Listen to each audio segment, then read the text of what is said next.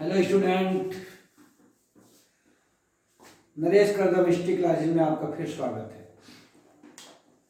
मैंने आपको कल की क्लास में पढ़ाया था शाहजहाँ, और शाहजहाँ के बारे में मैंने आपको जीवन परिचय बता दिया था। और आज मैं पढ़ाऊँगा उसका निर्माण कला, क्या क्या निर्माण करा था, जिसके कारण से उसको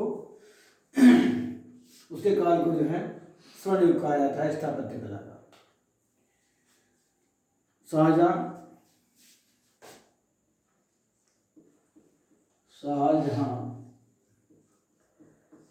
जो मैंने इसका शासनकाल बताया था आपको 1627 से 1658 तक।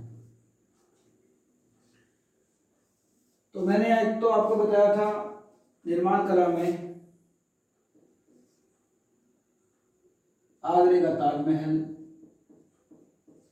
आगरा का ताजमहल,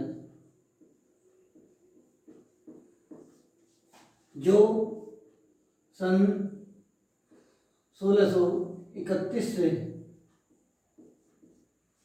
लेकर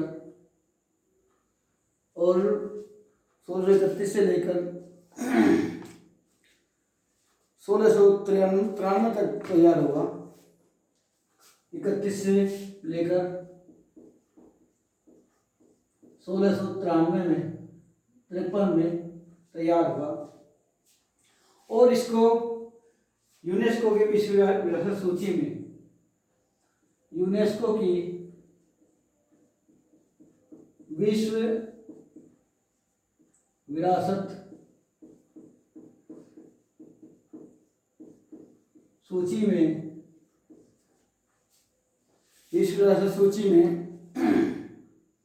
सन 1983 को स्थान दिया गया।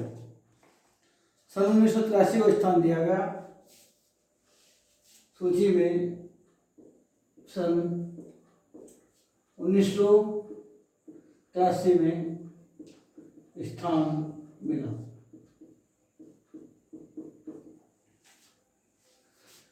दूसरी इमारत दिल्ली का लाल किला। दिल्ली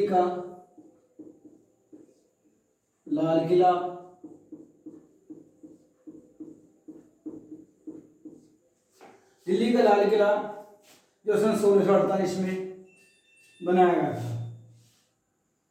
1648 में बनाया गया।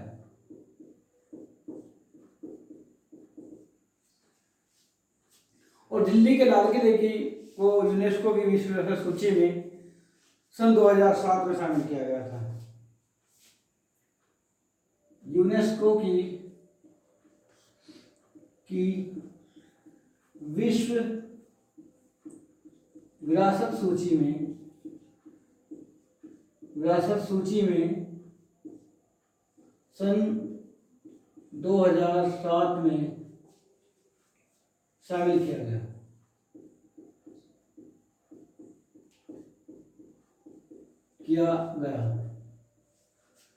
तो ये दोनों क्वेश्चन बड़े ही इंपॉर्टेंट क्वेश्चन है। एक क्वेश्चन तो यही बनता है कि आगरा का ताजमहल का निर्माण कब हुआ। तो आगरा के ताजमहल का निर्माण जो हुआ था वो सन 1631 से प्रारंभ हुआ और 1653 में जाकर वो तैयार हुआ। और इसको यूनेस्को की विश्व विरासत सूची में कब शामिल किया गया था? उत्तर है सन 1983 में। इसी तरह से मोस्ट इंपोर्टेंट क्वेश्चन है दिल्ली का लाल किला कब बनाया गया? सन 1648 में। और इससे भी और भी ज्यादा इंपॉर्टेंट ये क्वेश्चन बनता है कि दिल्ली के लाल किले को यूनेस्को की विश्व विरासत सूची में कब शामिल किया गया था? इसका आंसर होगा आपका 2007। तीसरा, दिल्ली का जो मयूर सिंहासन बनाया था, जिस सिंहासन पर शाहजहां बैठता था, तो मयूर सिंहासन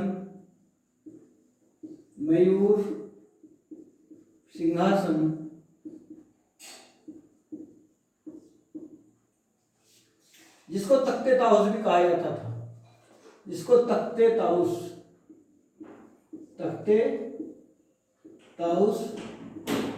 भी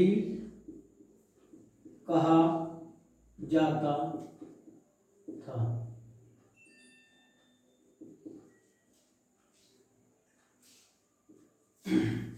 जो मयूर सिंहासन था, इसका जो डिजाइन करने वाले थे वो थे बादल खां। मयूर सिंहासन के डिजाइन करता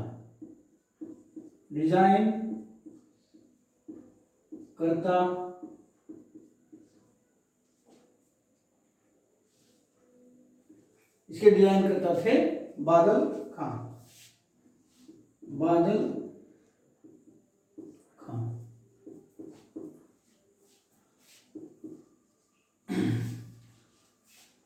दिल्ली की जामा मस्जिद का निर्माण भी शाहजहां ने करवाया था। दिल्ली की जामा मस्जिद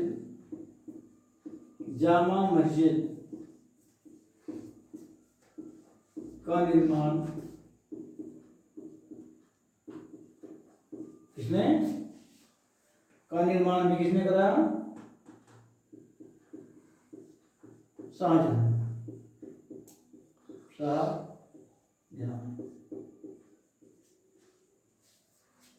और जो आगरे के किले हैं, आगरे के किले के अंदर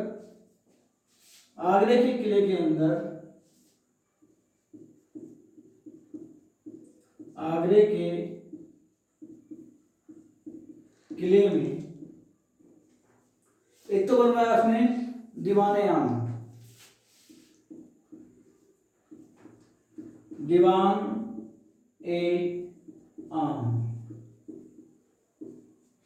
एक बनाया दीवाने खास,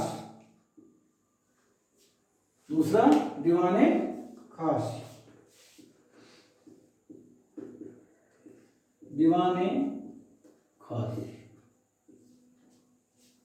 और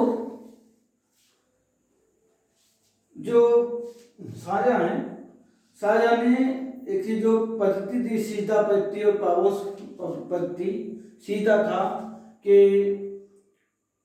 राजा के सामने व्यक्ति एक लंबा लेटकर और उसको जब प्रणाम करना। एक था पावोस, घुटने टेक कर उसको प्रणाम करना, तो उसको भी उसने समाप्त कर दिया था। सीधा और पावोस प्रथा वो समाप्त किया। सीधा और पावोस प्रथा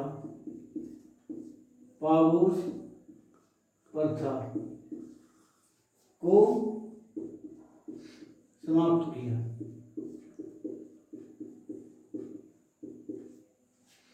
सीधा और पावोस प्रथा का बहुत ज्यादा प्रचलन रहा था। बलबन के काल में, सल्तनत काल में बलबन था, उसमें ज्यादा इसका प्रचलन रहा था। और जो आगे उसने अकबर ने तीर्थ यात्रा का समाप्त कर दिया था, सन 1563 में किया था, उसको भी इसने फिर से लागू कर दिया था। तीर्थ यात्रा कर फिर से लागू कर दिया।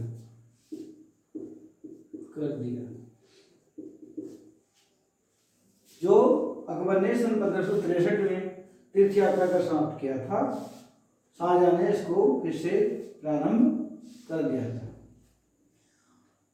तो आप इसके फिर से देखें, आगरा का ताजमहल कब 1631 से सन 1653 तक तैयार हुआ। यूनेस्को की विश्व सूची में कब रखा गया था? 1983 में। दिल्ली का लाल किला कब बना? सन 1648 में। विश्व राष्ट्र सूची में कब शामिल किया गया? सन 2007 में। जो मयूर सिंहासन था उसको क्या कहा जाता था? तख्ते ताउस भी कहा जाता था। मयूर सिंहासन था, यानी जिस सिंहासन पर शाहजहां बैठता था उसका नाम था मयूर सिंहासन। और उस मयूर सिंहासन के जो डिजाइन करता थे वो थे बादल खां। और दिल्ली की जो जामा मस्जिद का निर्माण भी किसने करा था? शाहजहां ने करा था। और जो आगरे के किले में एक तो बनाया था दीवाने आम और दूसरा बनाया दीवाने खास। सीधा और पावोस प्रथा को फिर से उसने समाप्त कर दिया था। और जो तीर्थ यात्रा कर था, जो तीर्थ यात्रा कर सन 1563 में अकबर ने समाप्त कर दिया था, उसको जो है इसने फिर से लागू कर दिया था। अब नेक्स्ट देखिए,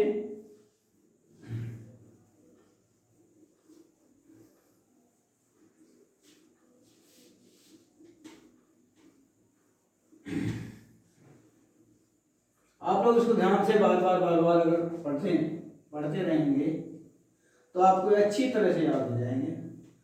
और आप पढ़ते पढ़ते ही ध्यान करें कि क्वेश्चन किस तरह से निकाले जाते हैं, किस तरह से नहीं, तो आपको पता पड़ जाएगा कि इसमें से क्वेश्चन कैसे निकलेंगे।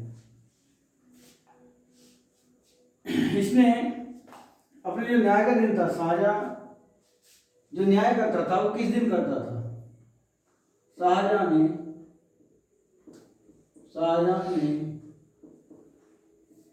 न्याय का दिन बुधवार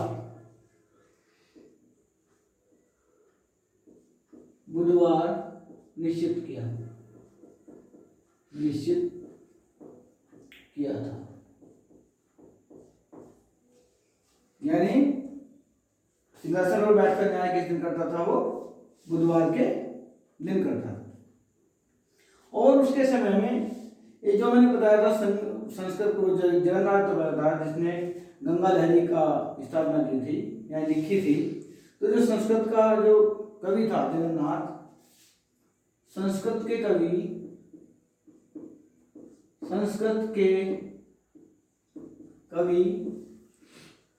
जगन्नाथ जिसने गंगा लहरी लिखी थी, वो मैंने पिछली वाली वीडियो में बताया था आपको। तो उसको उसने महाकवि राय की उपाधि दी थी। संस्कृत के कवि जगन्नाथ को महाकवि राय की उपाधि दी। किसने दी? शाहजहां ने। अगर आपसे क्वेश्चन ये पूछ लिया जाए कि शाहजहां किस दिन न्याय करता था? बुधवार। संस्कृत के कवि जगन्नाथ को क्या उपाधि दी थी? महाकवि राय की उपाधि दी थी। और एक था लाल खां को दी थी उसने गुण समुद्र की उपाधि। लाल खां को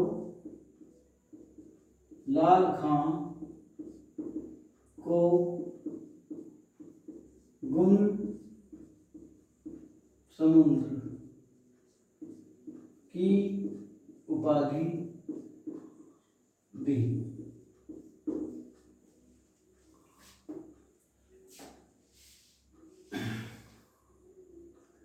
जब सन 1958 के करीब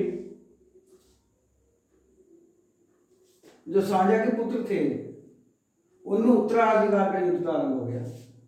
और उत्तराधिकार के युद्ध में एक होता है धर्मठ का युद्ध,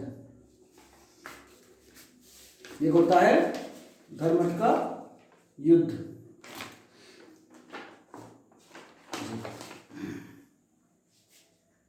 तो उत्तराधिकार के युद्ध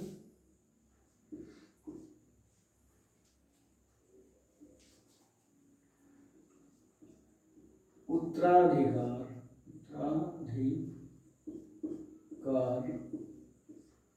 के युद्ध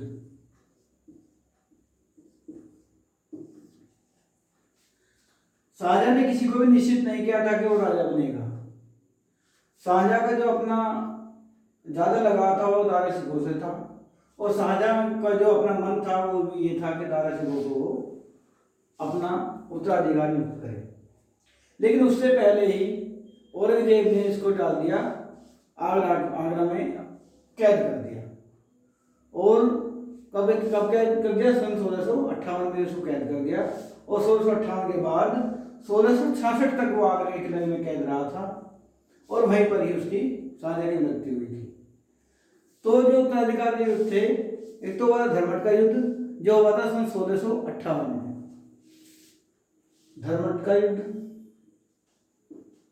धर्मट का युद्ध कब हुआ था?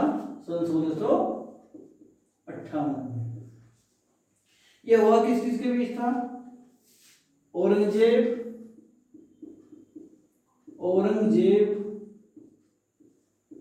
व दारा शिकोह के मध्य। दारा शिकोह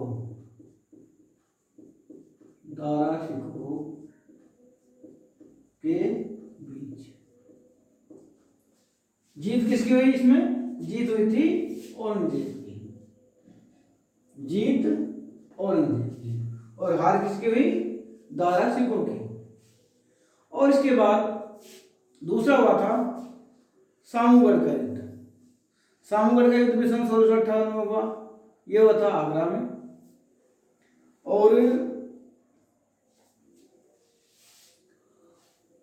दूसरा सामूगढ़ का युद्ध, सामूगढ़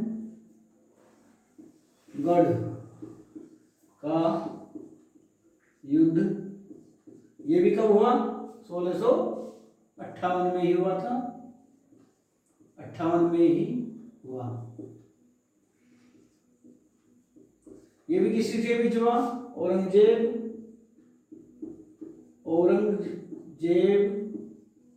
व दारा शिकोह के मध्य। इसमें भी जीत औरंगजेब की ही हुई थी। इसमें जीत औरंगजेब की ही हुई थी।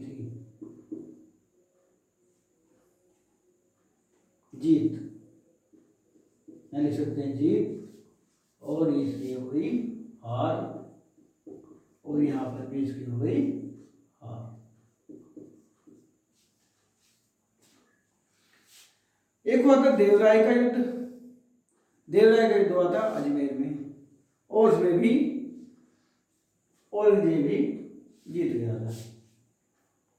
इसके अलावा पहले तो आप इसको देख लें। इसके अलावा जो दारा शिकोह है, दारा शिकोह के बारे में थोड़ा सा बताऊंगा, क्योंकि अलग से तो उसका शासनकाल कुछ है नहीं। लेकिन दारा शिकोह बहुत ही विद्वान व्यक्ति था। तो आप पहले इसको देखेंगे। शाहजहां ने न्याय का दिन क्या निश्चित किया था? बुधवार निश्चित किया था। संस्कृत के कवि जगन्नाथ, उसको कहा था महाकवि। किसने? शाहजहां ने। लाल खां को गुण समुद्र की उपाधि दी थी। जो उत्तराधिकार के युद्ध थे, जो मुख्य रूप से धर्मट का युद्ध और सामूगढ़ का युद्ध है। धर्मट का युद्ध हुआ था सन 1658 में। किसके बीच हुआ? औरंगजेब व दारा शिकोह के बीच। इसमें औरंगजेब की जीत और दारा शिकोह की हार हुई थी। दूसरा सामूगढ़ का युद्ध है, 1658 में ही हुआ। यह औरंगजेब व दारा शिकोह के बीच ही हुआ था। इसमें भी औरंगजेब की जीत हुई थी और दारा शिकोह की हार हुई थी। आप जरा इसको एक दो बार देखें। अभी ब्रेक के बाद 2 मिनट के बाद मैं आता हूँ अभी।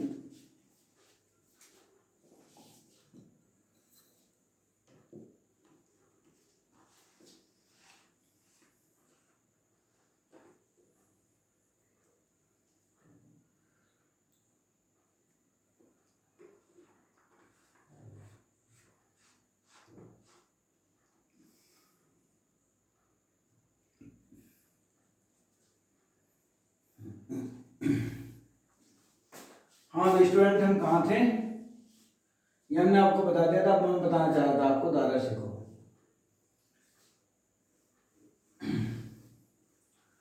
दारा शिकोह बहुत ही विद्वान व्यक्ति था और वो जो है पुस्तकों का बहुत अध्ययन करता था। और दारा शिकोह के बारे में लैंपुल ने जो कहा है, देख लैंपुल वे हैं, लैंपुल ने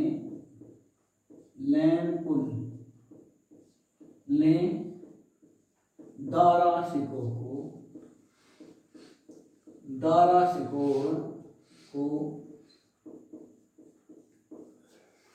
को कहा है लघु अकबर। अगर आपसे पूछ लिया जाए कि मुगल काल में लघु अकबर किसे कहा जाता है, या लैनपुल ने किस मुगल को लघु अकबर कहा है, तो उत्तर होगा दारा शिकोह। या लैनपुल ने दारा शिकोह को क्या कहा है, लघु अकबर कहा है। और जो उसके दारा शिकोह के जो गुरु थे, एक तो गुरु थे उसके मियां मीर, दारा शिकोह के आध्यात्मिक गुरु कह सकते हैं, आध्यात्मिक गुरु मियां मीर। और एक हिंदू विद्वान था लाल बैरागी, वो भी इनके गुरु थे। हिंदू विद्वान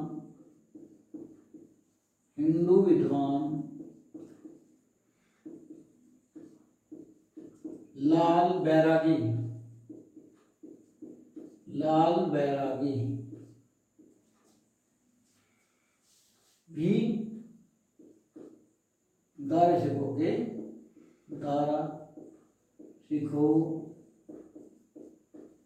के गुरु थे।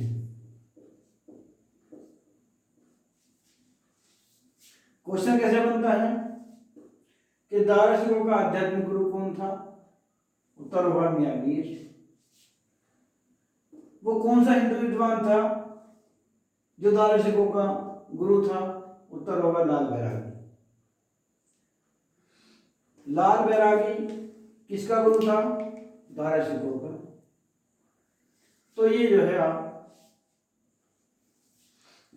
जो दारा शिकोह था, दारा शिकोह ने 52 उपनिषद, जो उपनिषद थी उनमें से 52 उपनिषदों का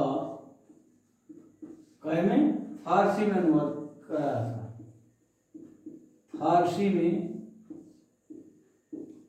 अनुवाद कराया,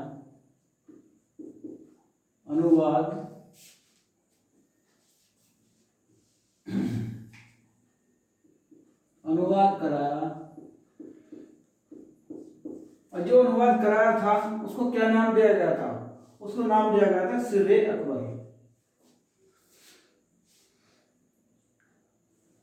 और अनुवाद के ग्रंथ को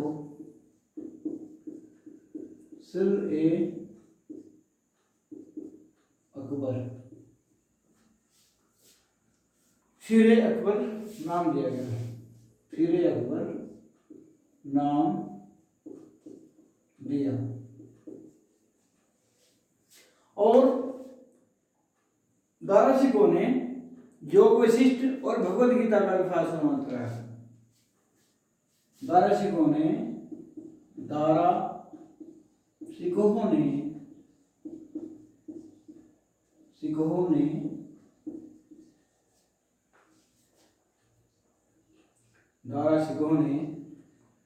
योग वशिष्ठ और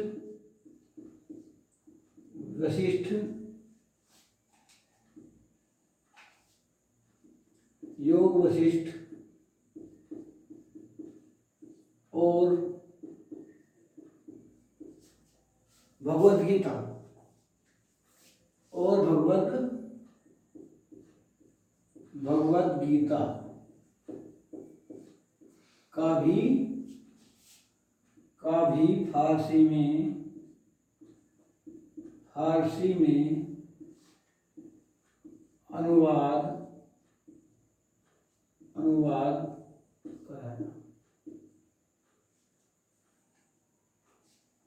अनुवाद कराया। था। तो क्वेश्चन जब बनेगा, योग वशिष्ठ का फारसी में अनुवाद किसने कराया था, दारा शिकोह ने। भगवद गीता का फारसी में अनुवाद किसने कराया था, दारा शिकोह ने। तो इसमें आप देखते हैं कि इसमें क्वेश्चन किस तरह से निकलते हैं, तो इनको आप बार बार पढ़ें बार बार मेरी वीडियो को देखेंगे, बार बार आप उसको देखेंगे तो उसके बाद में आपको अच्छी तरह से क्वेश्चन याद हो जाएंगे। अब शाहजहां के बाद में कल आपको शाहजहां के बाद के जो शासन आता है वो आता है औरंगजेब का, और जो औरंगजेब का शासन है वो भी 1658 से लेकर 1707 तक रहेगा। और कल मैं आपको पढ़ाऊंगा औरंगजेब। तो आप मेरी वीडियो को लाइक करें, शेयर करें, कमेंट करें और सब्सक्राइब करना न भूलें। और मेरी वीडियो की आपको नोटिफिकेशन मिल जाए उसके लिए आप उसकी घंटी को दबाना ना भूलें। धन्यवाद।